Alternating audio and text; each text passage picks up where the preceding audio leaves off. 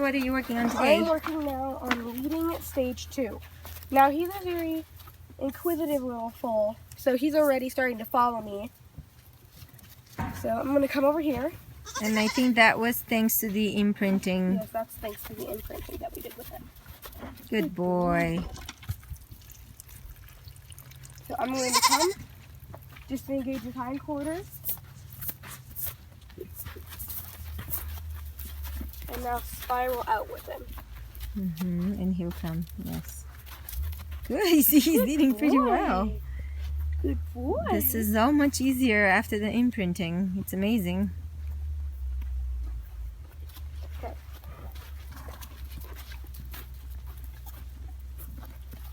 Push him over. And now I'm going to spiral out with him. Beautiful. Good boy.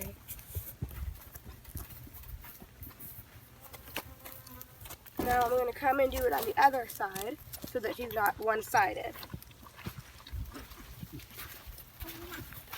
There's Mom with all the crazies here. Good boy.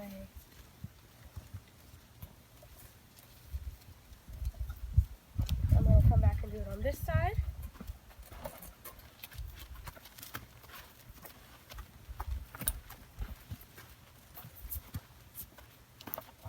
Excellent.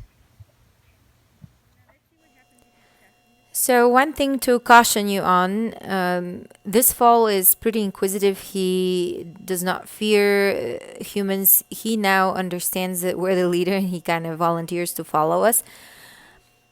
So just be careful that that does not amount to the foal is actually not coming off the pressure. Because once they feel that pressure, then they could have a freak out session and, you know, fall over backwards and hurt themselves and so on. So right there, you see my daughter is actually trying to apply pressure and he was not following off the pressure.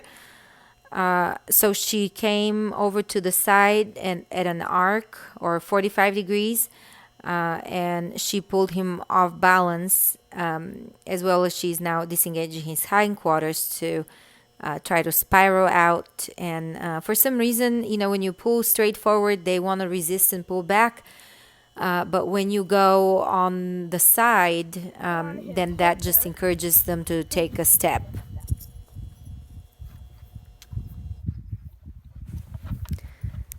So we're continuing to practice him coming off the pressure of the neck rope, but we're putting the halter on him just so that he can get used to the feeling of wearing it.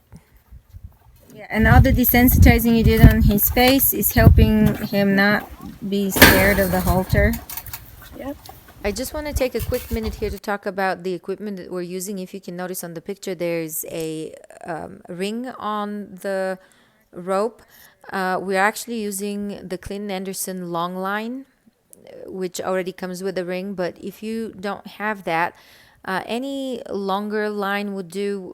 This is about 20 feet long, and you can put a nice large ring at the end of your snap and then put the other end of the rope through the ring. And what that does is, as the foal struggles, it tightens up, and then as soon as the foal steps forward, it automatically releases the pressure. So it's a really, really good tool to have at this stage. At the very next stage, we are going to attach the lead rope to the halter, but we will have a butt rope as well to encourage the movement forward to teach him to give to pressure. So now that I got the butt rope on him, I'm going to ask him with the halter and tell him to come with the butt rope. So the reason you're doing this is because if you just ask him with the halter, that pressure behind his paw might be surprising to him, and he might try to struggle and flip over and hurt himself. Yeah. And so you apply very little pressure with the halter just to kind of get that feel, and then you tell him with the butt rope. Is that right? But I think that is too low. It is, because he's not. Good. So good correction there. Ask him.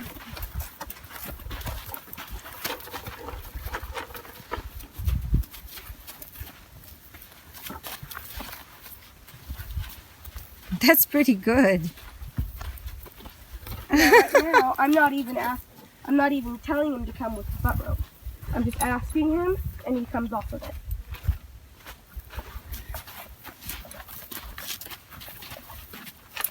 Good boy. Now I'm just gonna grab him and rub it. So now we've attached the lead rope to the halter, and we're trying to ask without the security of the butt rope. This is where you need to be especially careful to have what we call elastic arms and just maintain slight pressure, but don't overdo it, because again, this would set off a reaction where the foal might want to pull back and flip over. And if that happens, the best thing to do is, once you know there's no stopping them from getting over, lift up your arms and try to minimize the impact of their head hitting the ground, because that's usually how they get hurt.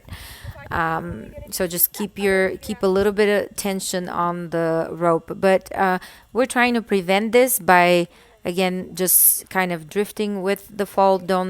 Not asking for too much spiraling out after he disengages, and just get that concept lesson across to him that you give off that pressure on the pole when you feel it. Now we're only letting the mare free because she's a very trustworthy mare and she's very trained and she trusts us, which is the most important part.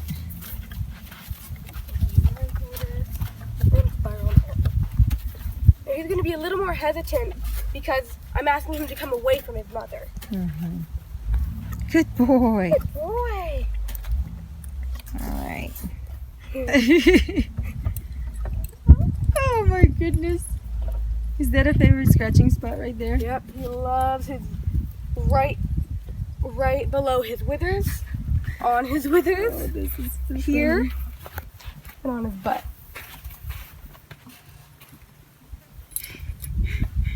He's like a puppy who has a favorite scratching spot. Keeps moving his lips.